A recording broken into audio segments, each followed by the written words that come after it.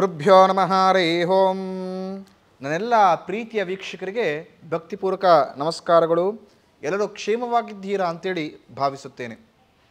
ಇಂದಿನ ಸಂಚಿಕೆಯಲ್ಲಿ ನಾನು ನಿಮ್ಗೆ ತಿಳಿಸ್ಕೊಟ್ಟಿದ್ದೆ, ಈ ವಾರ ಒಂದು ಮಾಸದಿಂದ ಇನ್ನೊಂದು ಮಾಸಕ್ಕೆ ನಾವು ಬರ್ತಾ ಇದ್ದೇವೆ. ಈ ಮಾಸದಲ್ಲಿ ಮದುವೆ ಮಾಡಬಹುದಾ, ಇಂಥವ್ರನ್ನೇ ಕೊಟ್ಟು ಮದುವೆ ಮಾಡೋಕ್ಕೆ ಸೂಕ್ತವಾದ ಮಾಸವ ಅಥವಾ ಇಲ್ಲವಾ ಅಂತ ತುಂಬ ಜನಕ್ಕೆ ಕನ್ಫ್ಯೂಸ್ ಡೌಟ್ಸ್ಗಳಿದೆ. ಮುಂದಿನ ಸಂಚಿಕೆಯಲ್ಲಿ ನಾನು ತಿಳಿಸ್ಕೊಡ್ತೀನಿ ಅಂತ. ತುಂಬ ಜನ ಗೊತ್ತಾಗ್ತಿರ್ಬೋದು ನಾನು ಯಾವ ವಿಷಯದ ಬಗ್ಗೆ ಮಾತಾಡ್ತಿದ್ದೀನಿ ಅಂತ. ಹಳ್ಳಿ ಕಡೆ ಒಂದು ಮಾತಿದೆ, ಅವ್ರ ಮನೆಯಲ್ಲಿ ಆ ಹುಡುಗ ಮೊದಲನೇ ಮಗನಾಗಿದ್ದರೆ, ಆ ಹುಡುಗಿ ಮೊದಲನೇ ಹುಡುಗಿ ಆಗಿದ್ದರೆ ಅವ್ರನ್ನ ಕೊಟ್ಟು ಮದುವೆ ಮಾಡಬಾರ್ದು ಅಂತ. ಅಂದರೆ ಜ್ಯೇಷ್ಠ ಪುತ್ರನಿಗೂ ಜ್ಯೇಷ್ಠ ಪುತ್ರಿಗೂ ಮದುವೆಯನ್ನು ಮಾಡಬಾರ್ದು, ನಿಷಿದ್ಧ ಅಂತ. ಇದು ನಿಜವೇ? ಶಾಸ್ತ್ರದಲ್ಲೆಲ್ಲಾರು ಉಲ್ಲೇಖವಿದೆಯಾ, ಗ್ರಂಥಗಳಲ್ಲೆಲ್ಲರೂ ಉಲ್ಲೇಖವಿದೆಯಾ, ಅಥವಾ ಜ್ಯೋತಿಷ್ಯದಲ್ಲೆಲ್ಲಾರ ಈ ವಿಚಾರದಲ್ಲಿ ಎಲ್ಲಾರ ತಿಳಿಸ್ಕೊಟ್ಟಿದ್ದಾರಾ? ಮೊದಲನೇ ಮಗನಿಗೂ ಮೊದಲನೇ ಹುಡುಗಿಗೂ ಮದುವೆ ಮಾಡಬಾರ್ದು ಅಂತ. ಮದುವೆ ಮಾಡಿದ್ರೆ ಕೆಟ್ಟದಾಗ್ಬಿಡುತ್ತಾ? ಮದುವೆ ಆದವರೆಲ್ಲಾರು ಚೆನ್ನಾಗಿದ್ದಾರಾ, ಚೆನ್ನಾಗಿಲ್ವಾ? ಅಥವಾ ಮದುವೆ ಆಗೋಕ್ಕೆ ಆ ಮೊದಲನೇ ಹುಡುಗ ಮೊದಲನೇ ಹುಡುಗಿ ಇಬ್ಬರು ಗಣಕೂಟ ಕೂಡ ಬಂದರೂ ಆಗೋಕ್ಕೆ ಅನುಗ್ರಹ ಇಲ್ವಾ? ತುಂಬ ಜನದ ಡೌಟ್ ಇರುತ್ತೆ. ಅಂದರೆ ಮದುವೆ ವಿಚಾರದ ಬಗ್ಗೆ ಸ್ವಲ್ಪ ಮಾಹಿತಿನ ತಿಳಿಸ್ಕೊಡಿ ಅಂತ ಕೇಳಿದವರಲ್ಲಿ ಅರ್ಧಕ್ಕಿಂತ ಹೆಚ್ಚಿನ ರೀತಿಯವರು ಕ್ವಶನ್ ಇದ್ದೇ ಇದ್ದಿದ್ದು.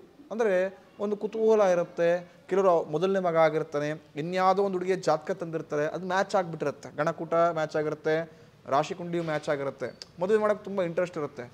ಮನೆಯವರ ವಿರೋಧ, ನೀನು ಮೊದಲನೇ ಮಗ, ಆ ಹುಡುಗಿನೂ ಮೊದಲನೇ ಹುಡುಗಿ, ಮದುವೆ ಮಾಡ್ಕೊಳ್ಬಾರ್ದು ಅಂತ.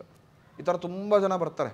ಗುರುಗಳೇ, ನನಗೆ ಅರೇಂಜ್ ಮ್ಯಾರೇಜ್ ಆಗ್ತಾ ಇದ್ದೀವಿ, ಹುಡುಗಿ ಮನಸ್ಥಿತಿ ಇಷ್ಟವಾಗಿದೆ, ಹುಡುಗಿಗೆ ನನ್ನ ಮನಸ್ಥಿತಿ ಇಷ್ಟವಾಗಿದೆ, ಕುಟುಂಬದವ್ರು ಎಲ್ಲರಿಗೂ ಕೂಡ ಇಷ್ಟವಾಗಿದೆ, ಗಣಕೂಟ ಚೆನ್ನಾಗಿ ಕೂಡ ಬಂದಿದೆ, ರಾಶಿ ಕುಂಡ್ಲಿಗಳು ಕೂಡ ಮ್ಯಾಚ್ ಆಗಿದೆ, ಮದುವೆಗೆಲ್ಲ ರೆಡಿ ಇದ್ವಿ, ಯಾರೋ ಬಂದು ಹೇಳಿಬಿಟ್ರು ನೀನು ಮೊದಲನೇ ಹುಡುಗ ಕಣಪ್ಪ, ಹುಡುಗಿ ಮೊದಲನೇ ಹೆಣ್ಮಗಳು, ಮದುವೆ ಮಾಡಬಾರ್ದು, ಮದುವೆ ಆಗಿಬಿಟ್ರೆ ಗಂಡಾಂತರ ಇದೆ, ಕೆಟ್ಟದಾಗ್ಬಿಡುತ್ತೆ. ಅದು ನಿಜವಾ? ನಿಮ್ಮ ತಲೆಯಲ್ಲಿ ಕ್ವಶನ್ ಇದೆ ತಾನೆ. ತುಂಬ ಜನ ಕೇಳಿ, ಮೊದಲನೇ ಹುಡುಗನಿಗೂ ಮೊದಲನೇ ಹುಡುಗಿಗೆ ಏನಕ್ಕೆ ಮದುವೆ ಮಾಡಬಾರ್ದು, ರೀಸನ್ಸ್ ಇದೆಯಾ ಅಂದರೆ ಒಬ್ಬರ ಬಳಿಯೂ ಅದಕ್ಕೆ ರೀಸನ್ಸ್ ಇಲ್ಲ, ಅಂದರೆ ಪರಿಹಾರ ಇಲ್ಲ. ನಾನು ದೊಡ್ಡವರು ಹೇಳಿದ್ರು ನಾವು ಮಾಡ್ತಾ ಇದ್ದೀವಿ. ದೊಡ್ಡವರು ಹೇಳಿರೋದೆಲ್ಲದಕ್ಕೂ ಕೂಡ ಒಂದಷ್ಟು ವಿಚಾರದಲ್ಲಿ ಖಂಡಿತ ಸತ್ಯತೆ ಇದೆ. ಆದರೆ ನಾವು ಯಾವುದನ್ನು ಫಾಲೋ ಮಾಡಬೇಕು, ಈ ಯುಗದಲ್ಲಿ ಯಾವುದ್ರ ಮೇಲೆ ನಾವು ಹೆಚ್ಚು ಆಸಕ್ತರಾಗಿ ಸ್ವಲ್ಪ ಗಮನ ಹರಿಸತಕ್ಕಂಥದ್ದು ಅಂತ ಸ್ವಲ್ಪ ನಾವು ಯೋಚನೆ ಮಾಡಬೇಕಾಗತ್ತೆ. ಹಾಗಾದರೆ ಶಾಸ್ತ್ರದಲ್ಲೆಲ್ಲಾರು ಉಲ್ಲೇಖ ಇದೆಯಾ ಮೊದಲನೇ ಹುಡುಗಂಗೂ ಮೊದಲನೇ ಹುಡುಗಿಗೂ ಮದುವೆ ಮಾಡಬಾರ್ದು, ಮದುವೆ ಮಾಡಬೇಕು ಅಂತ?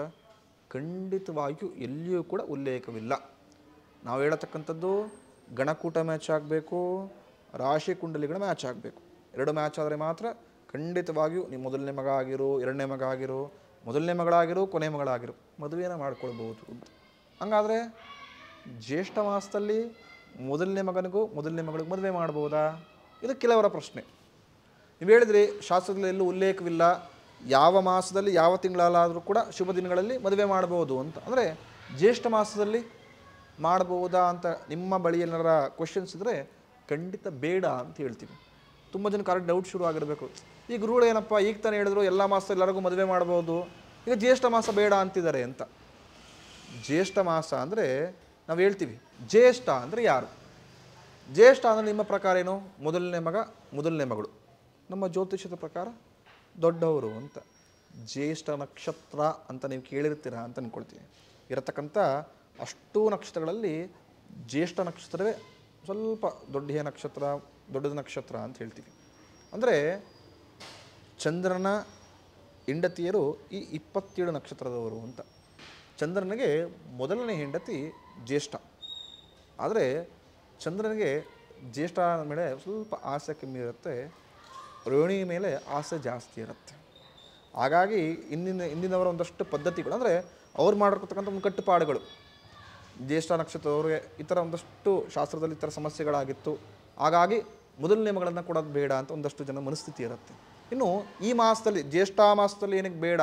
ಜ್ಯೇಷ್ಠ ಮಾಸ ಹೇಳಿದೆ 27ನೇ ತಾರೀಕಿಂದ ಈ ತಿಂಗಳು ಜ್ಯೇಷ್ಠ ಮಾಸ ಪ್ರಾರಂಭ ಆಗ್ತಾ ಇದೆ, ಇನ್ನೊಂದು ತಿಂಗಳು ಇರುತ್ತೆ, ಒಂದು ಮಾಸ ಇರುತ್ತೆ ಅಂತ, ತ್ರಿಜ್ಯೇಷ್ಠ ಆಗ್ಬಿಡುತ್ತೆ ಅಂತ. ಅಂದರೆ ಜ್ಯೇಷ್ಠ ಪುತ್ರ, ಜ್ಯೇಷ್ಠ ಪುತ್ರಿ, ಜ್ಯೇಷ್ಠ ಮಾಸ. ತ್ರಿಜ್ಯೇಷ್ಠ ಸದಾಕಾಲ ನೆಗೆಟಿವ್, ಅಂದರೆ ವೃದ್ಧಿಯನ್ನು ಮಾಡೋದಿಲ್ಲ, ಸಾಂಸಾರಿಕ ಅನ್ಯೂನತೆಯನ್ನು ಕೊಡೋದಿಲ್ಲ, ಅಭಿವೃದ್ಧಿಯನ್ನು ಕೊಡೋದಿಲ್ಲ ಅಂತ ಶಾಸ್ತ್ರದಲ್ಲಿ ಉಲ್ಲೇಖವಾಗಿದೆ. ಅದಕ್ಕಾಗಿ ಜ್ಯೇಷ್ಠ ಮಾಸದಲ್ಲಿ ಮಾತ್ರ ಜ್ಯೇಷ್ಠ ಪುತ್ರನಿಗೂ ಜ್ಯೇಷ್ಠ ಪುತ್ರಿಗೂ ಮದುವೆ ಬೇಡ ಅಂತ ಹೇಳಿರೋದು. ಜ್ಯೇಷ್ಠ ಮಾಸ ಬಿಟ್ಟು ಯಾವ ಬೇಕಾದ್ರೆ ಇಡೀ ವರ್ಷದಲ್ಲಿ ಅಶುಭ ದಿನಗಳನ್ನು ಬಿಟ್ಕೊಂಡು ಶುಭ ದಿನದಲ್ಲಿ ಯಾವಾಗ ಬೇಕಾದ್ರೆ ಮದುವೆ ಮಾಡ್ಬೋದು. ತುಂಬ ಜನ ತಪ್ಪಾವಣೆ ಅಂದರೆ ಜ್ಯೇಷ್ಠ ಪುತ್ರನಿಗೂ ಮದುವೆ ಮಾಡಬಾರ್ದು ಅಂತ. ಆ ಥರ ಶಾಸ್ತ್ರದ ಎಲ್ಲೂ ಉಲ್ಲೇಖ ಇಲ್ಲ. ಜ್ಯೇಷ್ಠ ಮಾಸದಲ್ಲಿ ಮಾತ್ರ ಮಾಡಬಾರ್ದು ಅಂತ ಹೇಳ್ತೀವಿ. ಆದರೆ ಹಿರಿಯರು ಯಾಕೆ ಈ ಚೌಕಟ್ಟನ್ನು ಹಾಕ್ಕೊಟ್ರು ನಮಗೆ?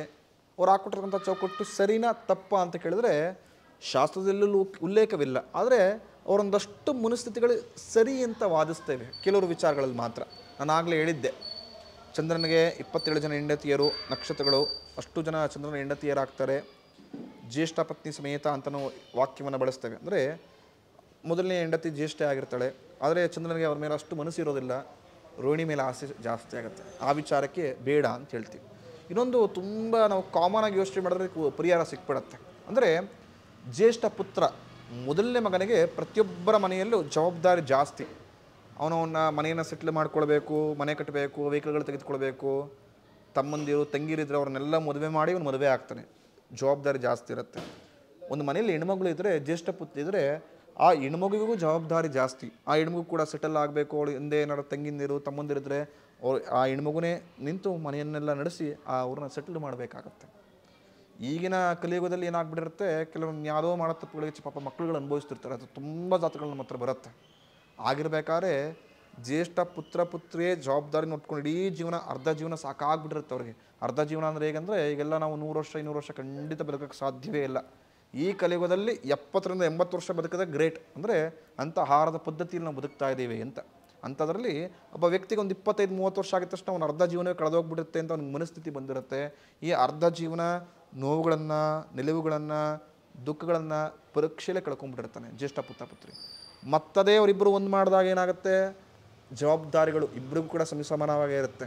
ಅವರು ಭವಿಷ್ಯಕ್ಕೆ ಕಾಲಿಟ್ಟರು ಕೂಡ ಅವ್ರ ಹಿಂದೆ ಮನೆಗಳನ್ನು ನೋಡ್ಕೊಳ್ಬೇಕು, ಅವರ ಮನಸ್ಥಿತಿಗಳನ್ನು ಕಾಪಾಡ್ಕೊಳ್ಬೇಕು, ಹಿಂದೆ ಮಾಡತಕ್ಕಂಥ ಸಾಲವನ್ನು ತೀರಿಸ್ಕೊಳ್ಬೇಕು. ಇಬ್ಬರು ಕೂಡ ಒಂದು ಮಾಡೋದ್ರಲ್ಲಿ ಜೀವನ ಆಗುತ್ತೆ. ಅವರೆಲ್ಲ ಅವ್ರ ಸಮಸ್ಯೆ ನೋಡ್ತಿರ್ತಾರೆ, ಇವರೆಲ್ಲ ಇವ್ರ ಸಮಸ್ಯೆ ನೋಡ್ತಿರ್ತಾರೆ.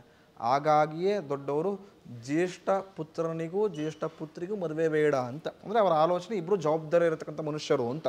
ಸ್ವಲ್ಪ ಜವಾಬ್ದಾರಿ ಇದ್ದವ್ರಿಗೆ ಜವಾಬ್ದಾರಿ ಇಲ್ಲದವ್ರನ್ನ ಸ್ವಲ್ಪ ಆ್ಯಡ್ ಮಾಡಿದ್ರೆ ಅವರು ಕರ್ಕೊಂಡು ಹೋಗ್ತಾರೆ ಅಂತ. ಇಬ್ಬರೂ ಜವಾಬ್ದಾರಿ ಇದ್ದವ್ರನ್ನೇ ಹಾಕ್ಬಿಟ್ರೆ ಜವಾಬ್ದಾರಿ ಇಲ್ಲದವ್ರ ಕತೆ ಅದು ಕಷ್ಟವಾಗತ್ತೆ ಅಂತ. ಮತ್ತು ಜ್ಯೇಷ್ಠ ಪುತ್ರಿ ಅಂತ ಹೇಳಿದ್ರೆ ಹಿಂದಿನ ಕಾಲದಲ್ಲೆಲ್ಲ ಏನಾಗ್ಬಿಟ್ಟಿತ್ತು ಅಂತ ಹೇಳಿದ್ರೆ, ಹುಡುಗನಿಗಿಂತ ಹುಡುಗಿ ಏಜ್ ಜಾಸ್ತಿ ಇತ್ತೇನೋ ಅಂತ ಮನಸ್ಥಿತಿ. ಅಂದರೆ ಮೊದಲೆಲ್ಲ ಯಾವ ತಿಂಗಳಲ್ಲಿ ಹುಟ್ಟಿದ್ರು, ಯಾವ ದಿನಾಂಕ ಹುಟ್ಟಿದ್ರು ಮೊದಲೆಲ್ಲ ಬರೆದಿಡೋಕ್ಕೆ ಸಾಧ್ಯವೇ ಇರ್ತಿಲ್ಲ. ಮೊದಲೆಲ್ಲ ನೀವು ಬೆಳಗ್ಗೆ ಅಂದರೆ ಸೂರ್ಯ ಉದಯ ಮತ್ತು ಅಸ್ತ ಆದಾಗ ಅಥವಾ ಮಧ್ಯಾಹ್ನವನ್ನು ತುಂಬ ಪ್ರಕಾಶವಾಗಿದ್ದಾಗ ಬೆಳಗ್ಗೆ ರಾತ್ರಿ ಮಧ್ಯಾಹ್ನ ಜಡ್ಜ್ ಮಾಡ್ತಿದ್ರು. ಕೆಲವು ತುಂಬ ಹಳ್ಳಿ ಕಡೆ ಹೋದರೆ ಗಡಿಯಾರಗಳು ಇರ್ತಿರಲಿಲ್ಲ. ಆವಾಗ ಜ್ಯೇಷ್ಠ ಪುತ್ರಿ ಅಂದರೆ ನನ್ನ ಮಗನಿಗಿಂತ ಏಜ್ ದೊಡ್ಡದಿರ್ಬೋದು, ನನ್ನ ಮಗನಿಗಿಂತ ಹುಡುಗಿ ಏಜ್ ದೊಡ್ಡದಿದ್ರೆ ನನ್ನ ಮಗನಿಗೆ ಆಯುಸ್ಸಿಗೆ ಕುತ್ತಾಗತ್ತೆ ಅಂತ ಕೆಲವ್ರ ಮನಸ್ಥಿತಿ ಇತ್ತು. ಹಾಗಾಗಿ ಜ್ಯೇಷ್ಠ ಮಾಸದಲ್ಲಿ ಎಲ್ಲ ಇಡೀ ಯಾವ ಮಾಸದಲ್ಲೂ ಜ್ಯೇಷ್ಠ ಪುತ್ರ ಪುತ್ರಿಗೆ ಮದುವೆ ಮಾಡಬಾರ್ದು ಅಂತ ಅವರು ಒಂದು ಆಡು ಭಾಷೆಗಳಲ್ಲಿ ಮಾತಾಡ್ಕೊಂಡಿದ್ರೆ ಹೊರತು ಶಾಸ್ತ್ರದಲ್ಲಿ ಎಲ್ಲಿಯೂ ಕೂಡ ಉಲ್ಲೇಖವಿಲ್ಲ. ಹಾಗಾಗಿ ಐ ಥಿಂಕ್ ನಿಮಗೊಂದು ಕ್ಲಿಯರ್ ಪಿಕ್ಚರ್ ಸಿಕ್ಕಿದೆ ಅಂತ ಅಂದ್ಕೊಳ್ತೀನಿ. ಶಾಸ್ತ್ರವಾಗಿ ಎಲ್ಲೂ ಉಲ್ಲೇಖವಿಲ್ಲ.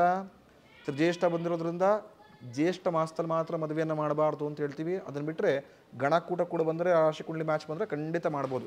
ಇನ್ನೂ ತುಂಬ ಜನಕ್ಕೆ ಡೌಟ್ ಇರುತ್ತೆ, ಗಣಕೂಟ ಕೂಡ ಬಂದು ರಾಶಿ ಕುಂಡಲಿ ಮ್ಯಾಚ್ ಆಗಲಿಲ್ಲ ಮದುವೆ ಮಾಡ್ಬೋದಾ ಅಂತ.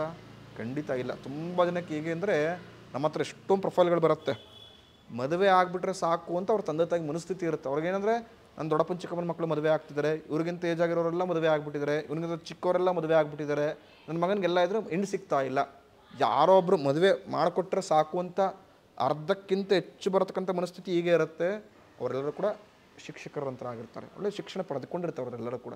ಆ ಥರ ಎಷ್ಟೋ ಪ್ರೊಫೈಲ್ ನನಗೆ ಈಗಲೂ ಬರ್ತಿರುತ್ತೆ, ಡೈಲಿ ಬರ್ತಾನೆ ಇದೆ ಕೂಡ. ಅಂದರೆ ಅವ್ರಿಗೇನಂದರೆ ಜವಾಬ್ದಾರಿಯನ್ನು ಕಳ್ಕೊಂಬಿಡ್ಬೇಕು, ಮದುವೆಯನ್ನು ಮಾಡಿಬಿಡ್ಬೇಕು. ಅದು ಕೂಡ ಬರುತ್ತೋ ಇಲ್ವೋ, ಅಥವಾ ಮದುವೆಯನ್ನು ಮಾಡಿದ್ರೆ ಸೂಕ್ತವಾಗಿರ್ತಾರೋ, ಯಾವ ಮನಸ್ಥಿತಿಗೂ ಹೋಗೋದಿಲ್ಲ. ಮುಂದಿನ ಸಂಚಿಕೆಯಲ್ಲಿ ಅದನ್ನು ನಾನು ತಿಳಿಸ್ಕೊಡ್ತೇನೆ. ಈ ಸಂಚಿಕೆಯಲ್ಲಿ ನಾನು ನಿಮಗೆ ಹೇಳ್ತಕ್ಕಂಥದ್ದು ಒಂದೇ, ಜ್ಯೇಷ್ಠ ಮಾಸದಲ್ಲಿ ಮಾತ್ರ ಜ್ಯೇಷ್ಠ ಪುತ್ರನಿಗೂ ಪುತ್ರಿಗೂ ಮದುವೆಯನ್ನು ಮಾಡೋಂಗಿಲ್ಲ. ಅದು ಬಿಟ್ಟರೆ ಇನ್ನು ಯಾವ ಮಾಸದಲ್ಲಾದರೂ ಮಾಡ್ಬೋದು ಅಂತ. ಮುಂದಿನ ಸಂಚಿಕೆಯಲ್ಲಿ ಮತ್ತಿನ್ಯಾವುದಾದ್ರು ವಿವಾಹ ಸಂಬಂಧಪಟ್ಟಾಗೆ ನಿಮಗೆ ಇರತಕ್ಕಂಥ ಒಂದಷ್ಟು ಕ್ವಶನ್ಸ್ಗಳಿದ್ದರೆ, ಅಥವಾ ಈ ನಕ್ಷತ್ರದವರಿಗೆ ಮದುವೆಯನ್ನು ಮಾಡ್ಬೋದಾ, ತುಂಬ ಚೆನ್ನಾಗಿ ಕೇಳ್ತಿದ್ರಿ. ಮೂಲ ನಕ್ಷತ್ರ ಆಗಿರ್ಬೋದು, ಜ್ಯೇಷ್ಠ ನಕ್ಷತ್ರ, ಆಶ್ಲೇಷ ನಕ್ಷತ್ರ, ಸ್ವಲ್ಪ ಗೊಂದಲ ಇರತಕ್ಕಂಥ ನಕ್ಷತ್ರಗಳು ಮದುವೆ ವಿಚಾರಕ್ಕೆ. ಆ ಥರ ನಿಮಗೆ ಯಾವುದೇ ಪ್ರಶ್ನೆಗಳಿದ್ದರೆ ಕಮೆಂಟನ್ನು ಮಾಡಿ ಅಥವಾ ನಮ್ಮನ್ನು ಸಂಪರ್ಕಿಸಿ, ನಿಮಗೆ ಸೂಕ್ತ ಪರಿಹಾರವನ್ನು ಕೊಡ್ತೇನೆ. ಮುಂದಿನ ಸಂಚಿಕೆಯಲ್ಲಿ ಈ ಸರಳ ಉಪಾಯಗಳನ್ನು ಮಾಡಿಕೊಂಡ್ರೆ ಮದುವೆಗೆ ತುಂಬ ಸೂಕ್ತವಾಗಿರುತ್ತೆ ಎಂಬ ವಿಷಯದೊಂದಿಗೆ ಬರುತ್ತೇನೆ. ನನ್ನ ಎಲ್ಲ ಪ್ರೀತಿಯ ಭಕ್ತಾದಿಗಳಿಗೆ, ಪ್ರೇಕ್ಷಕರಿಗೆ ಆ ಭಗವಂತ ಉತ್ತಮ ಆರೋಗ್ಯವನ್ನು ಕೊಟ್ಟು, ನಿಮ್ಮ ಮನೆಯಲ್ಲಿ ಯಾರಿಗಾರ ಕಲ್ಯಾಣವನ್ನು ಆಗಬೇಕು ಅಂತಿದ್ರೆ ಅಥವಾ ಮದುವೆ ಆಗಬೇಕು ಅಂತ ತುಂಬ ಒದ್ದಾಡ್ತಿದ್ರೆ ಆ ಗುರುವಿನ ಅನುಗ್ರಹದಿಂದ ಗುರುಬಲ ಬಂದು ಮದುವೆ ವಿಚಾರದಲ್ಲಿ ಒಳ್ಳೆಯ ಲಾಭದಾಯಕ ಫಲವನ್ನು ಭಗವಂತ ಕರುಣಿಸಿಕೊಡಲಿ ಅಂತೇಳಿ ಆಶಿಸುತ್ತೇನೆ. ಶುಭಮಸ್ತು. ನಮ್ಮ ಕನ್ನಡ ಫೇಸ್ಬುಕ್ ಪೇಜ್ನ ಲೈಕ್ ಮಾಡಿ, ಯೂಟ್ಯೂಬ್ ಚಾನೆಲ್ನ ಸಬ್ಸ್ಕ್ರೈಬ್ ಮಾಡಿ. For more updates click on the bell icon. ನಮ್ಮ ಕನ್ನಡ ಡಿಜಿಟಲ್ ಮೀಡಿಯಾ.